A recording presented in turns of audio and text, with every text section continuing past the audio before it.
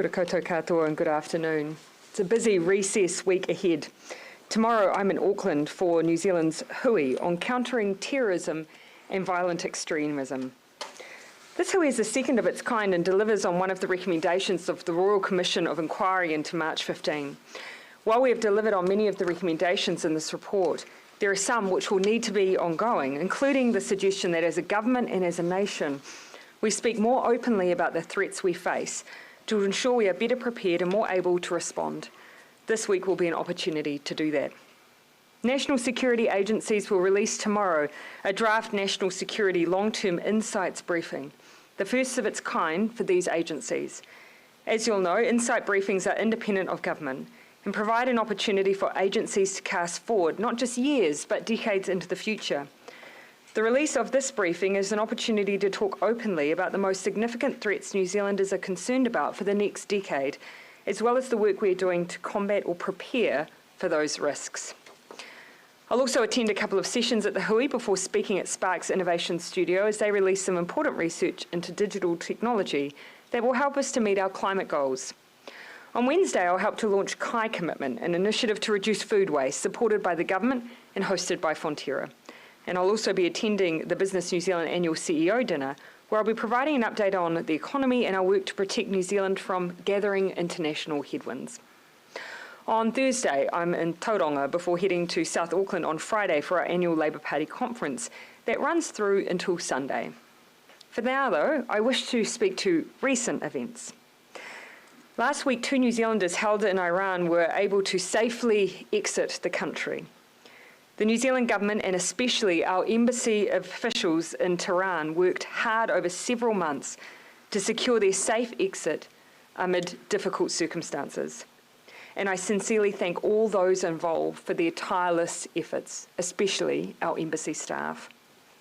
Through this period, the government issued strong condemnation of the Iranian government's treatment of women and girls in the wake of the death of Mahsa Amini and the subsequent civil society protests that have arisen in Iran and around the world, including in New Zealand. Our actions included calling in the Iranian ambassador. It was important we uphold our firm position on human rights while also working to secure the safe passage of the 2 New Zealanders out of Iran, a balancing act given what we know about the different experiences of other countries who have had nationals imprisoned for significant periods of time. The government has maintained a consistent and long-term position on the lack of human rights situation in Iran. In 2021, we took a stand in the UN Human Rights Committee 46th session where we urged Iran to take further action to protect and uphold the rights of women, girls, and the LGBTI community.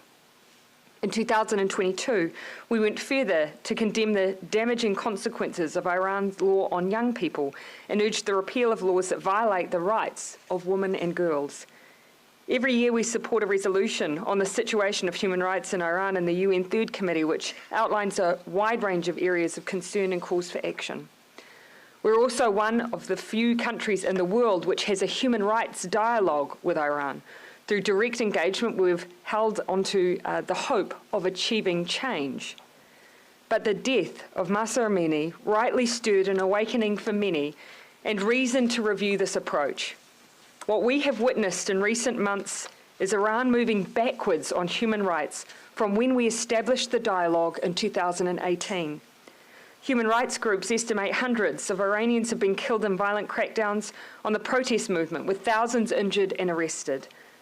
We have always believed in dialogue and diplomacy as key tools, but we also believe in sending clear messages on behalf of those who are least able to. So on that basis, New Zealand will now suspend indefinitely our human rights dialogue with Iran.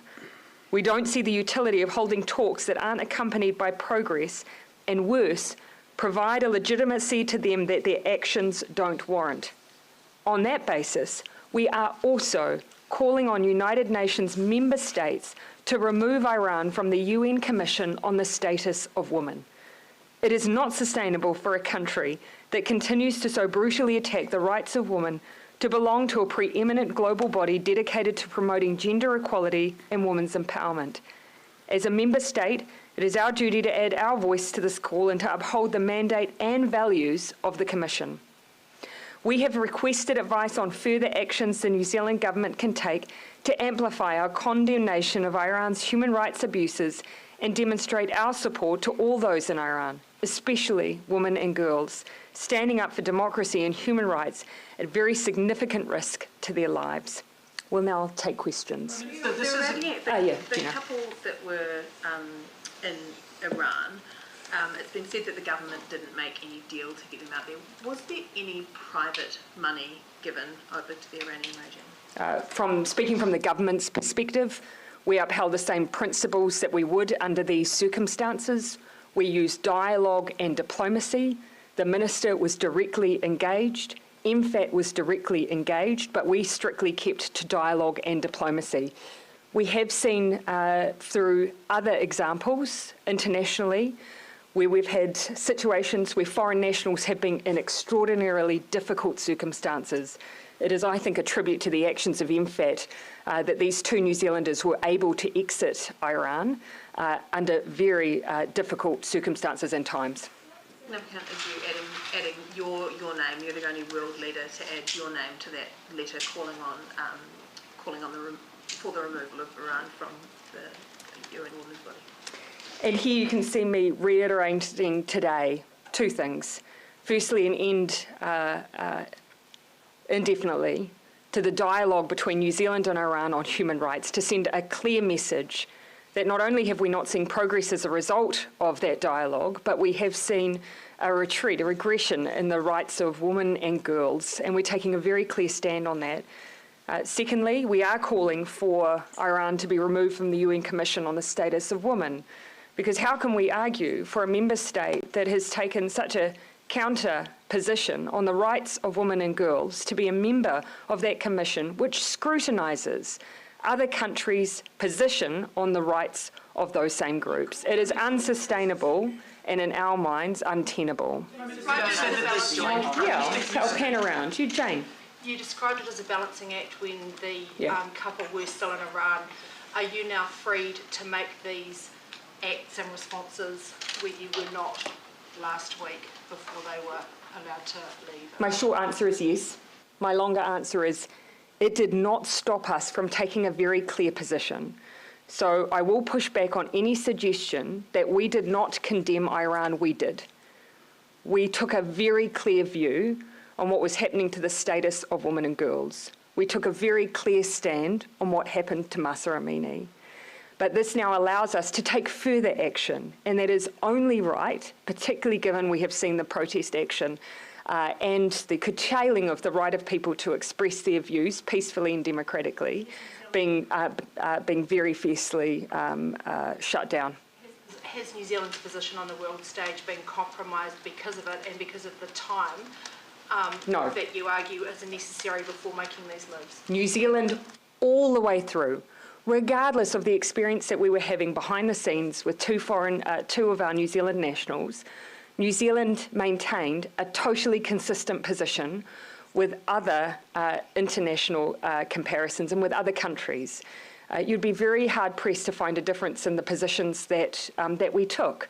So again, I fiercely defend the fact that New Zealand managed to take a strong position on Iran whilst also working very hard to ensure that two New Zealanders in a very difficult situation could leave. It is clear, however, though, we are now in an improved position to be able to continue to ramp up our response. So this dialogue, Prime Minister... Mark, and then I'll come to you, Jason. New Zealand has a seat on the UN Economic and Social Council, which determines the membership of Yeah. the UN Women's Group. Yes. Will New Zealand introduce a resolution for Iran to be removed? The starting point will be engagement with the UN Secretary-General.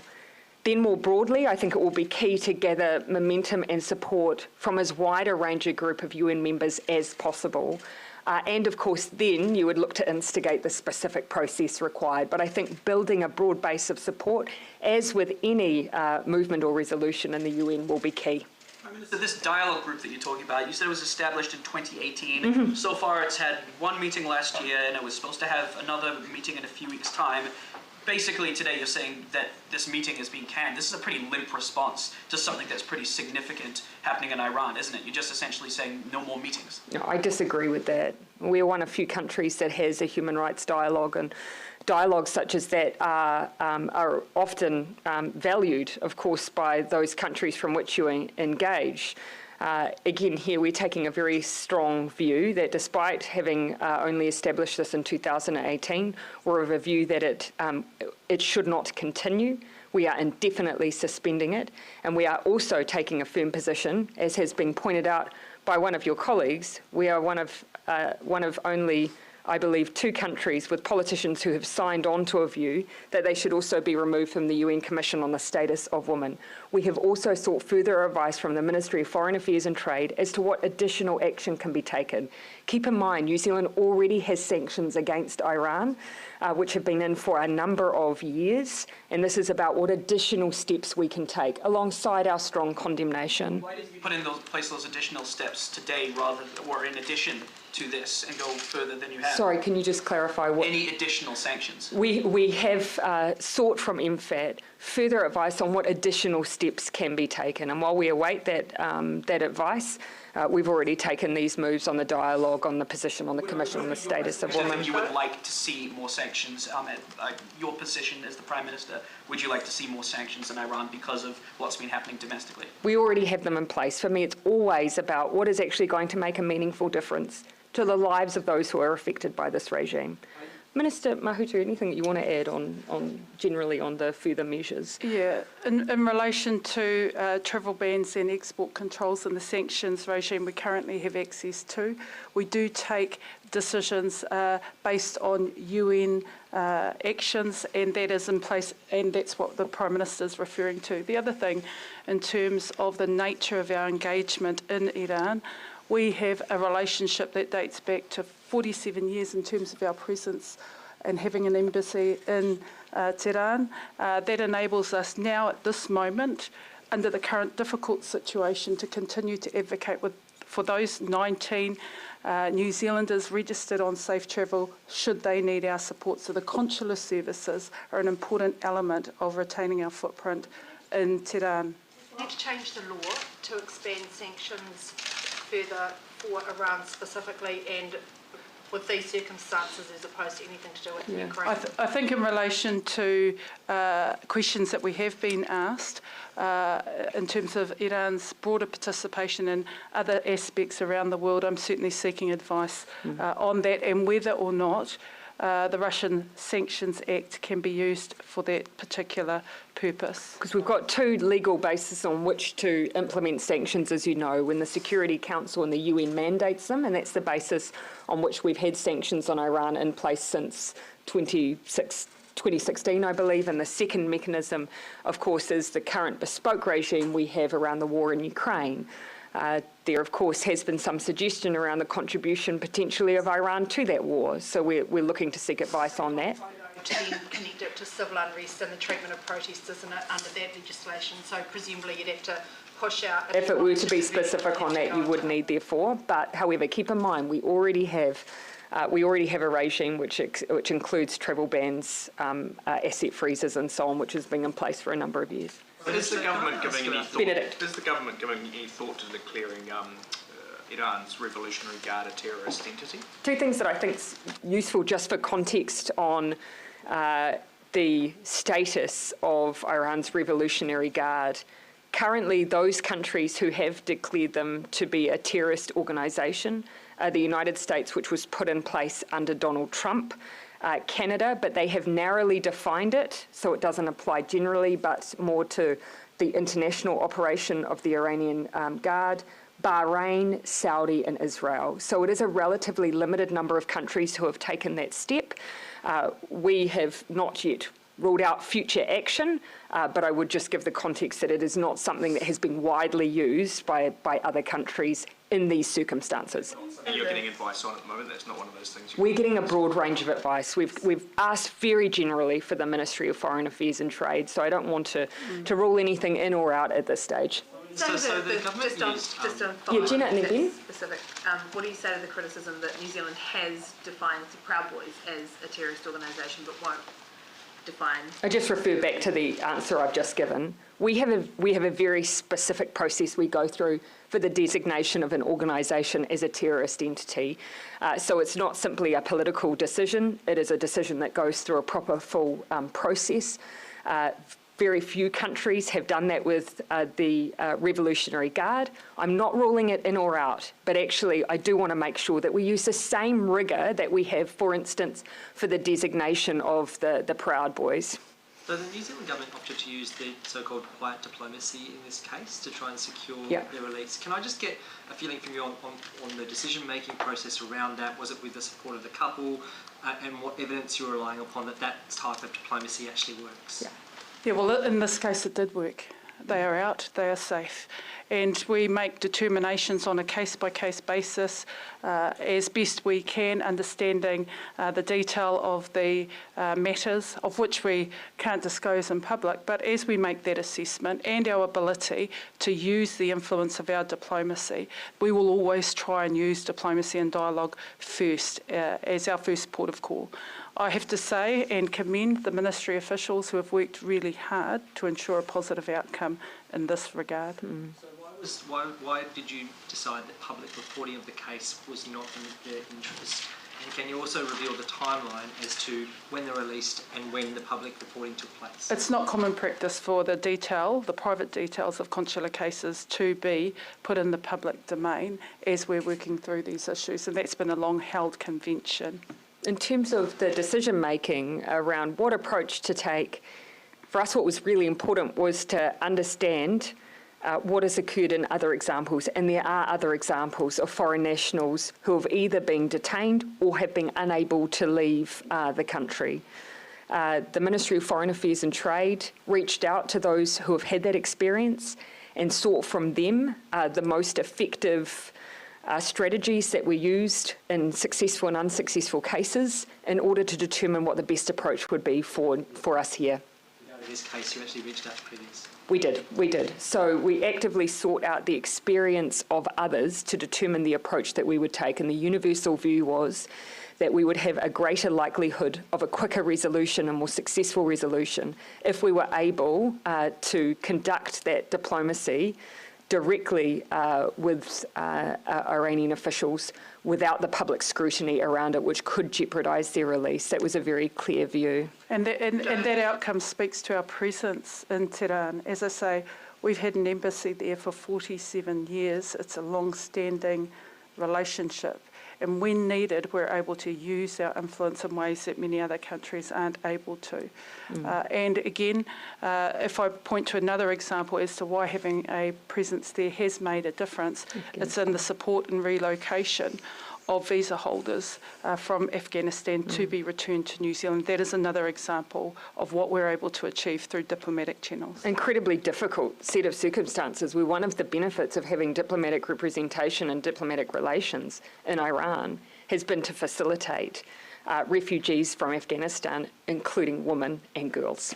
And yet that is the situation and circumstance that we find ourselves in. That is where having that presence has materially made a difference in our ability to support the exit of high-profile individuals from Afghanistan who were at threat as a result of the change in regime. Is this still just, we'll stick on the theme then if you may. Bernard, is that yours on? Yep, go ahead. So just on the further measures you're asked for advice on, do they include measures that might affect trade, so any sort of trade sanctions? We've asked very generally, Minister. As the Prime Minister has said, we've sought broad advice on a range of measures that can be considered as we take decisions around our next steps. Trade. As the Prime Minister said, we've ruled nothing in or out. We're awaiting that advice. Expect to hear back on that advice, roughly? In the coming weeks, I would say, and an optimistic view, I would hope within at least the next 10 days.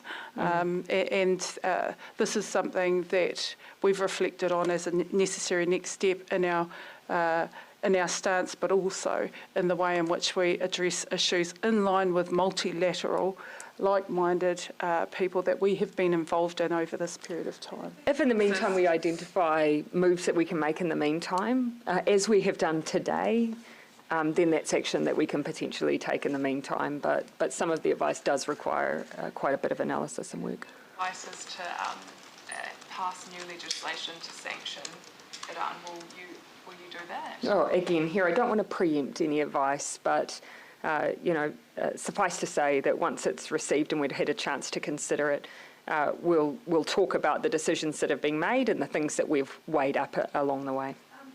Ms from Auckland. Do you mind if I just, Jane, I can see where the segue is coming. Do you mind if I just canvass around on this comment for a little bit? Thomas? Just on the use of the Russian sanctions legislation. Keeping in mind that that's not, I'm not suggesting here is a mechanism to deal with, but there is separately the question of whether or not there is direct assistance around the war in Ukraine being offered by Iran. But just on that, I think that legislation has already been used to target people from Belarus. Correct. So what is the test there for the threshold of assistance in the war, or the proof of assistance in the war to trigger the legislation? And that in itself is the question, is around the proof point of it. That's right, and that will be a part of the advice, because the legislative threshold in the Russian Sanctions Act is the threshold, and while some might surmise it could be easily applied in many instances, we have to assure ourselves as we make decisions going forward that that legal threshold can be met.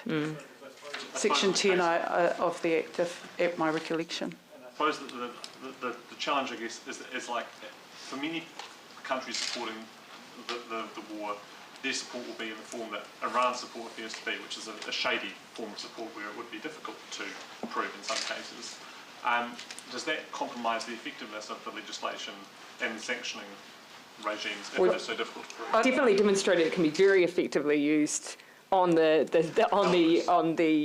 question, the invader. We've demonstrated it can be used, obviously, in the case of Belarus, so where you have that subsequent support. But I don't want to get ahead of ourselves. As we've indicated, we're seeking advice. It's a broad range of advice on next steps that we can take on these issues that are directly impacting on people in Iran, especially women and girls, but also perhaps broader considerations that may be taken into account. Iran and the current protests, is this current situation feeding into your calculus around a potential autonomous sanctions regime for New Zealand? Look, we'll consider that in light of a number of things. As I say, we are getting advice on next steps, and that may well be a consideration. We've not ruled things in or out. The most important thing, though, is that we signal that we are standing alongside our multilateral partners and taking action on the direct issues that are impacting on Iranian people as well as women and girls. We've already messaged out that we're seeking an independent investigation that is prompt, and we've supported the call for a special rapporteur to go and assess matters there in Iran. Joe. Just on the advice that you're getting, can I just clarify, have you given NFAT a bunch of options to consider, or is NFAT very much casting the net itself to see what a bit of be both. on the table? Yeah, a bit of both. Yeah, because we don't want to be we don't want to be too prescriptive. There'll often be measures or tools that we may not have considered. So there are questions that we put that we want to be covered off in the advice, but it's not an exclusive list.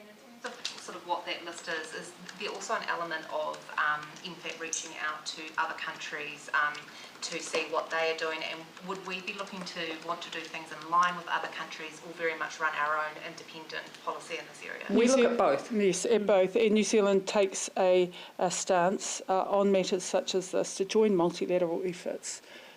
So it could be that we come up with something, for example, and reach out to other countries and Absolutely. say, would you join? Look, at this stage, there are a limited number of countries who are calling for instance, the removal of Iran from the UN Commission on the Status of Women. So whilst we're one of the few who have suggested that, we will be looking to build broad-based support for that, because obviously it's a multilateral forum. It will be much more successful if we're able to do that, and in fact relies on it. It doesn't stop us, of course, then from looking at what are New Zealand's distinct measures it can take to. Any other obvious forums, organisations, dialogues, whatever you want to call them, that could end up being a solution here as well, or something that you would go to other countries to ask if we remove or take ourselves out of that conversation? Two very obvious ones for us today. We'll look to come back when we look at a wider suite of measures to reflect on some of the other options. Jenna? you attend any of the local protests in person? Look, I haven't to date, but that's been for for no other reason than in this role I haven't tended to engage in protest activity as much in this role. I see my job more of being very clear on New Zealand's position, and often that will be in line with what many of the protests are focused on. But I haven't tended to participate in protests. And I haven't either, and neither have I stopped any of our members of Parliament from participating, because these are heartfelt issues that they want to ensure are signalled to the Iranian community, women and girls, that they are listening and they're mindful of the issues that are being faced over in Iran. We are both still here on Three Waters. Oh yes, if I may, if we're moving, I need to be fair, Jane, sort that segue a little bit earlier, so we'll come to you, Jane, and then back to you, Jenna. Would you consider, and this is for both of you, the proposal that these mayors have put forward, given it might address those issues of ownership and influence that are at the crux of a lot of the opposition? Well, a couple of things. Firstly, both new mayors, incoming mayors of Auckland and Christchurch have recognised that the status quo is untenable, and they both also are worried, as we are, about the ongoing challenges for ratepayers and the potential for increased rates, certainly during this time where there are extenuous cost of living challenges of many kinds.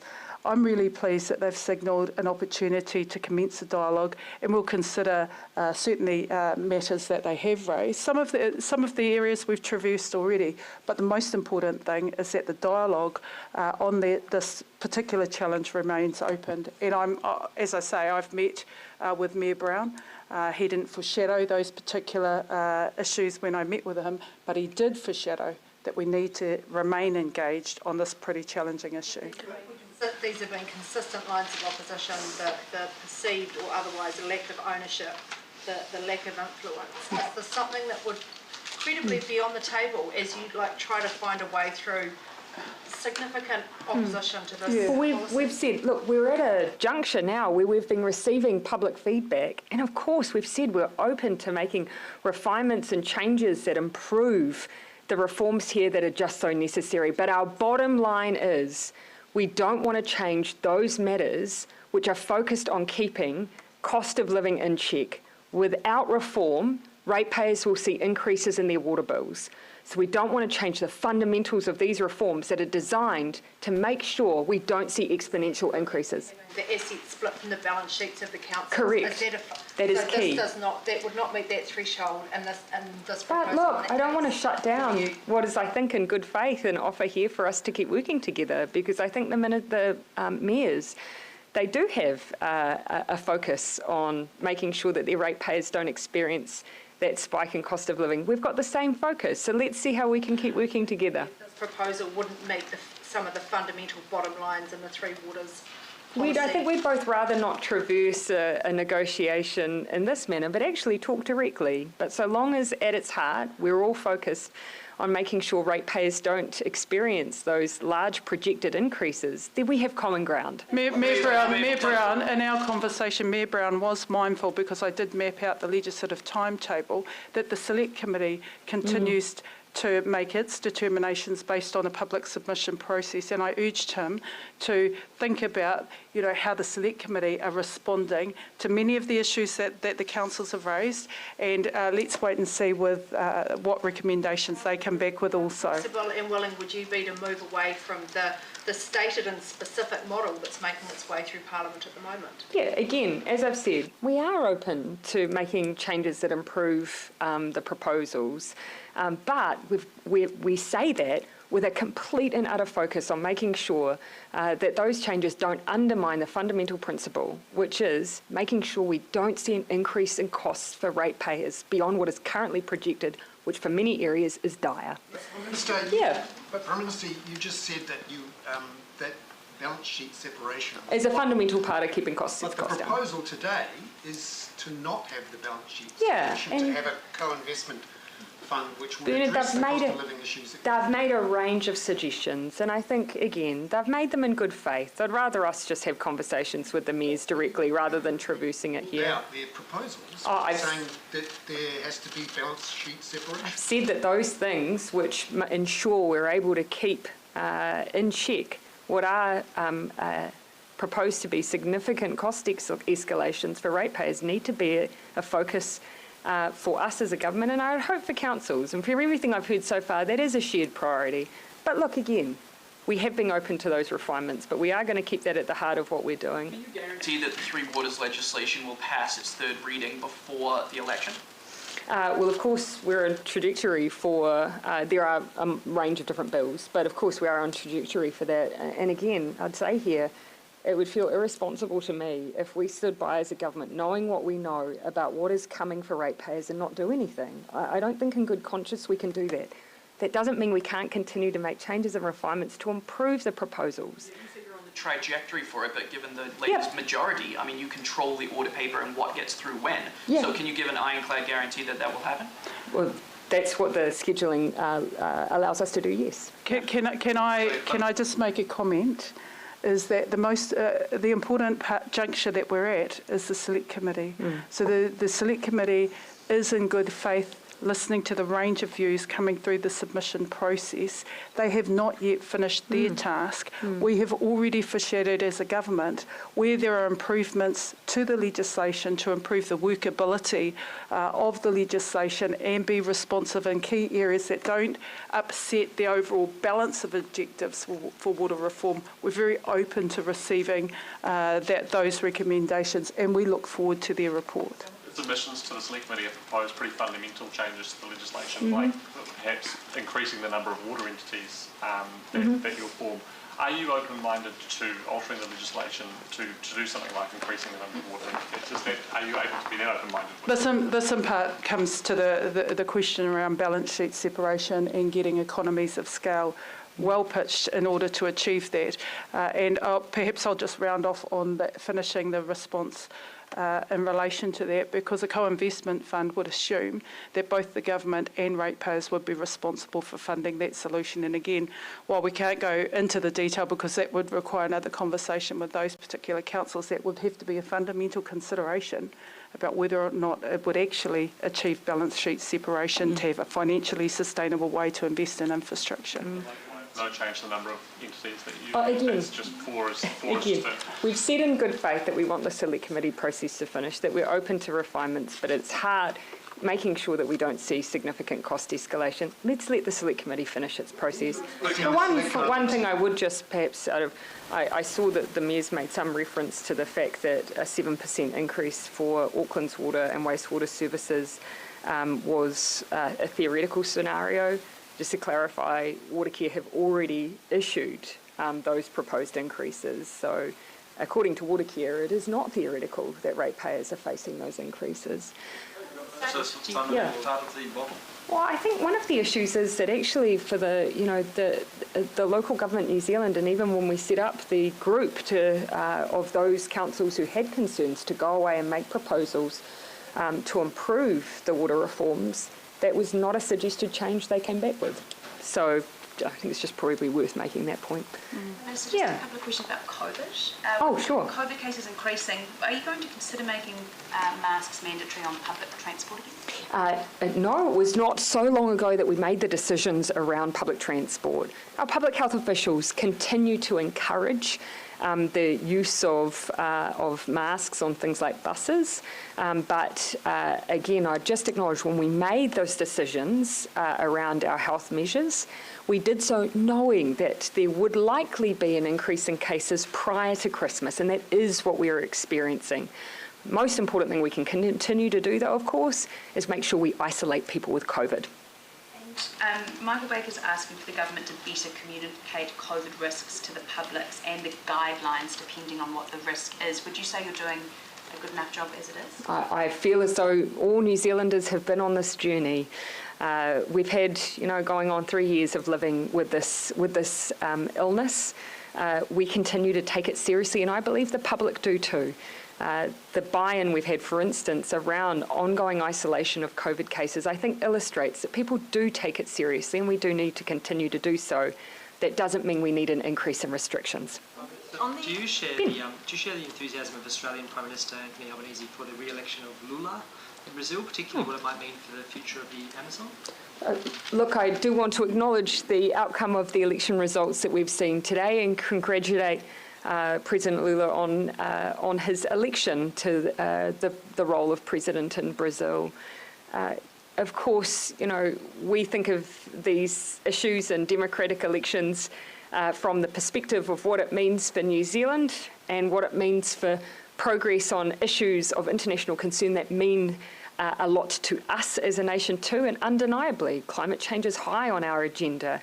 And it is clear that there are some very different positions held by President Lula on that issue. On the anti-terrorism hui, they heard today that the considerable threat that anti-government extremism poses.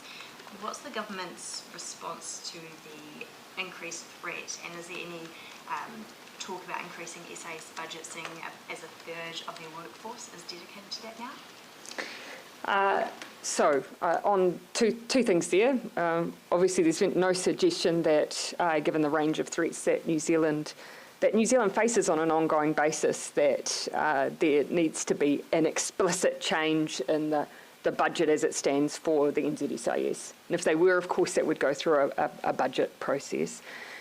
On the issue of counter-terrorism, just generally the threatscape in New Zealand, I think it would be wrong to imply that we have this significant surge in threat in that regard.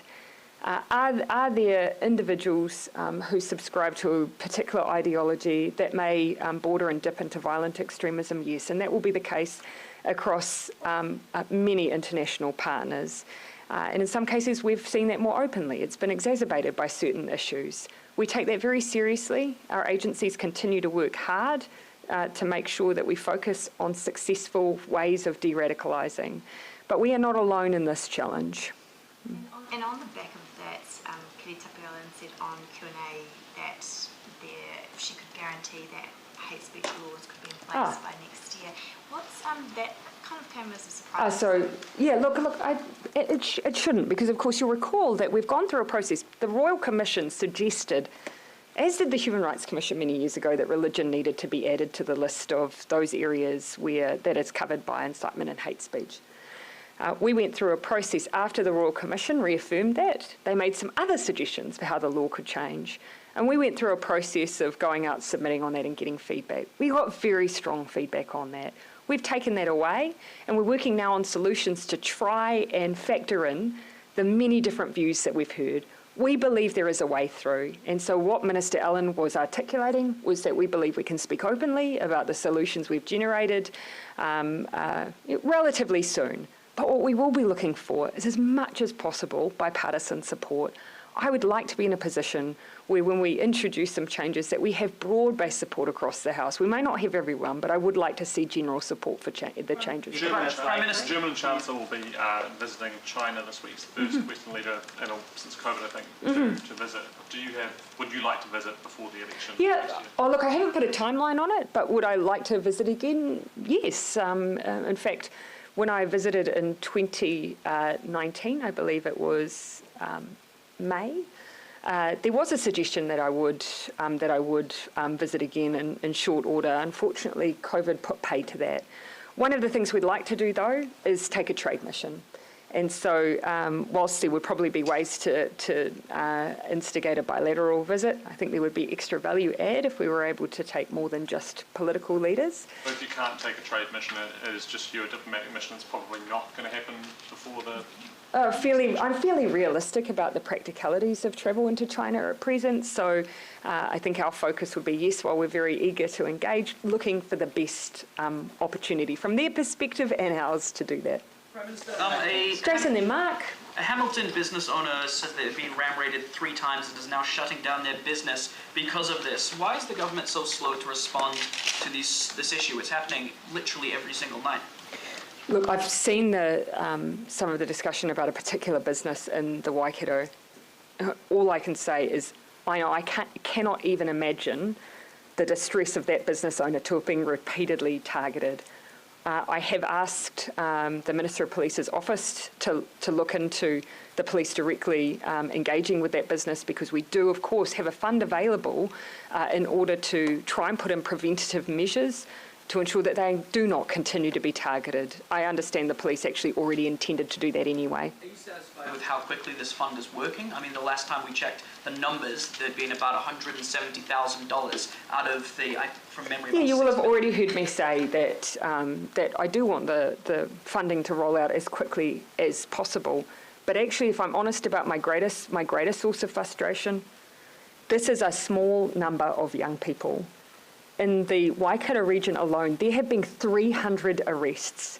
The police are working diligently to crack down on what is an issue that is being created by a relatively small group of young people. Now, we will continue to go out, and the police will continue to go out and arrest them when it occurs. But we have to make sure that we are all working together to solve what is an incredibly difficult and painful situation for all those who are involved. Explain why it's so difficult. People at home might be listening. You saying that there's a small number of people that are doing this. Why are they still allowed to do this? A range of issues at play here. It's a small number and often very young, children in some cases. And so, there are constraints, and rightly so, on the way that the justice system can't simply throw a child into an adult prison, and for good reason. That means that there are still measures that can be taken. I would not want anyone left with the impression that there are no repercussions for children who engage in these activities. There are. But at the same time, repeatedly having individuals involved in these situations, we have to get to the root cause of it. We don't want children getting into an ongoing life of crime. Curtailing that, stopping that, and turning them around is not a quick fix, but we do need to make sure we're doing all we can to prevent these young people from causing the huge amount of cost, distress, and aggravation that these business owners are experiencing. Are you confident at the moment the government is doing all it can? We do need a wider range of tools. That's what's clear to me, because for this particularly small group, we don't necessarily always have some of the options that we need. That is not new to this government. That has been a persistent problem. So we are looking at what more can be done. And I want to give people that assurance. We don't take this issue lightly. Is there enough space in youth facilities to get them off the streets? Or? I think it would be a bit short-sighted to say that's the only issue. I think we need a greater range of options. We also need a range of options to try and get ahead of a wider network, siblings, for instance, who may look to become engaged. And there is an issue here with a proliferation based on the fact that these kids are essentially advertising within their own network these activities. And that is then growing the issue. It's, of course, it is in two particular centres we are particularly seeing the problem, and there's reason for that too. Just back on anyway, Mark. On hate speech, how confident are you that you will get that bipartisan or cross-partisan support? It's too early to say at this stage. But I would have thought that amongst politicians, there should be good support for saying, actually, you should not experience hate speech and incitement based on your religion. It's a fairly simple concept. Where there were issues last time is because there were other amendments around some of the thresholds in language that caused some concern. But let's get back to first principles on this one.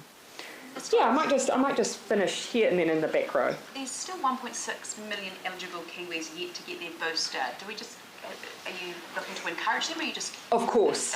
Of course. What becomes a little more difficult is to say how many of those should have, based on their last experience of COVID, because of course there are guidelines around when you should next receive your booster once you've had COVID. So a bit difficult to say precisely the eligible group, but of course I continue to encourage people, please do check your eligibility for your booster, particularly if you are an older New Zealander or have health conditions that may make you more vulnerable. Joe? The issue that came up in the Allen interview at the weekend was about name suppression. Do you personally believe that money and resource buys you name suppression in this country? It certainly should not. There may be that perception, but I don't think anyone would want a system in New Zealand where that would be the case. I think, the Minister said that it was a high priority for her and that she did think that money and resource was buying name suppression for people. I think she'd agree with me that in principle it shouldn't, though, of course. But the point is do you see it as a priority as well, and do you think it's happening and is an issue that needs to be addressed? Yeah, look, it is one of those issues that's been continuously raised, and there's a number of priority issues within the justice portfolio. You can see we've talked about some of the key ones today. So look, the Minister has said she wants to do some work on it, and I think there'd be support for that, but we also really need to prioritise some of those pressing issues that we're facing at the moment with a small but persistent group of offenders at present. She doesn't have your support as it being a priority. No, you're completely misinterpreting what I'm saying. I'm saying there's a number of priorities. The Minister wants to progress work on this. I would support her, but we also need at the same time to really focus on some of the issues we've traversed today. Last question, Thomas. On your remarks about the government's working group on Blue Waters, the council working group to look at some of the issues that were raised in the first iteration, you said that they didn't dispute the co-governance or recommend changes against co-governance, but the terms of reference for that working group were that Mana Whenua should have joint oversight over any water service entity, and that Mana Whenua should have the same rights and mechanisms of influence over the water service entities as councils did. So it seems pretty clear that the terms of reference of that group would not have allowed that working group Equally, to local government New Zealand have, keep in mind, even Christchurch currently has arrangements that amount to co-governance at present, and LGNZ have not spoken against it. I think the point that I'm trying to make is it has not actually consistently been raised from councils as core to their issues. That councils feel like they've actually been asked that question over whether councils want co-governance? Minister is engaged much more frequently. Yeah, and look, right at the beginning, one of the factors that was considered in terms of the design of the reform was that many councils said, look, on the way through, we don't want to lose the relationship, the positive relationship we already have with iwi and Mana Whenua. And certainly from a water perspective, they were very mindful that Māori aspiration to have good drinking water and improve water going into the receiving environment, and on top of that, treaty settlements. It was all a part of trying to ensure that we didn't lose anything along the way, and that's why those arrangements are there. And in fact, the Prime Minister is absolutely correct. Where those arrangements already exist between councils and Mana Whenua, they are pointed to as a reference point for better consensus decision making for the whole community. The main issue that councils have is council influence and ownership, not co-governance. I think the councils have reflected concerns of that nature, and that would be a true statement. A question on the local government. Oh, yeah, I'll make that Bernard the last one, eh? The Future of Local Government draft came back on Friday, in which many of the submitters said the relationship between local government and central government was broken, and put forward various suggestions for improvement, including co-investment in infrastructure. What's your view on some of those proposals and this idea that the relationship's broken? Well, a couple of things. Firstly, the Future for Local Government panel is an independent panel and has canvassed widely both the local government sector, business and community in order to come up with its considerations. On the issue of a co-investment fund, one of the key issues that came out of the annual conference this year was that the biggest challenge facing councils was the issue of climate change, and in order to respond to issues of adaptation, potentially manage retreat, they were looking for solutions that were a bit more innovative and looking at the long-term challenge to support councils to respond to those types of matters. It's not a surprise to see that recommendation in the report, but again, can I stress, this is an independent report from the panel. It has been canvassed widely, and they'll continue to seek submissions right up until February next year. So we're asking people to engage with them. So what do you initially think of that co-investment fund? Well, I think when you look around the world, resilient responses involve central and local government working alongside community to address some pretty significant challenges around adaptation. So it's not a surprise to see a model like that referred to in the report. Are we able to hustle right back with the Italian? I did say that it was going to be the last question. I don't mind finishing on that one. Look, it is not uncommon, from what I'm told, for those who are based down in Antarctica to share transportation. It seems to be fairly commonplace. And as you can imagine, it's such a challenging environment. Weather makes it difficult for flights to get in. There's often issues given the conditions in Antarctica with assets themselves. And so I was not the only different nationality on that board. New Zealand, the United States and Italians were all present on that exit flight. Thanks, everyone.